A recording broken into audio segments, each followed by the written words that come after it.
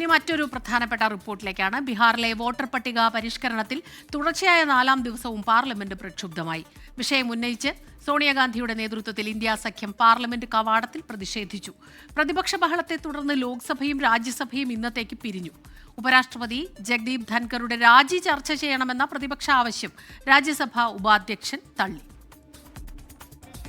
പഹൽഗാം ഭീകരാക്രമണം, ഓപ്പറേഷൻ സിന്ദൂർ എന്നിവ തിങ്കൾ ചൊവ്വ ദിവസങ്ങളിൽ ലോക്സഭയിലും രാജ്യസഭയിലും ചർച്ച ചെയ്യാൻ ധാരണയായതോടെ ബീഹാറിലെ വോട്ടർ പട്ടിക വിഷയം പാർലമെന്റിൽ പ്രധാന ആയുധമാക്കുകയാണ് പ്രതിപക്ഷം.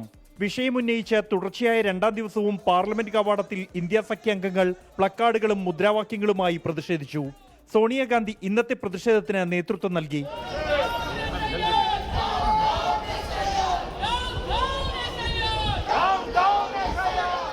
ലോക്സഭയിൽ സ്പീക്കർ ഓം ബിർള ചെയറിലേക്ക് എത്തുമ്പോൾ തന്നെ പ്രതിപക്ഷം മുദ്രാവാക്യങ്ങൾ ഉയർത്തി പ്രതിഷേധം ആരംഭിച്ചു.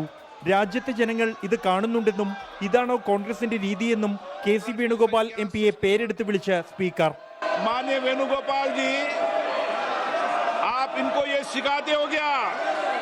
नारेबाजी करना, तकिया लेकर आना, मेज थपथपाना, ये आपकी पार्टी के संस्कार नहीं रहे. തെരഞ്ഞെടുപ്പ് കമ്മീഷനെതിരെ കടുത്ത വിമർശനവുമായി രാഹുൽ ഗാന്ധി രംഗത്ത് വന്നു.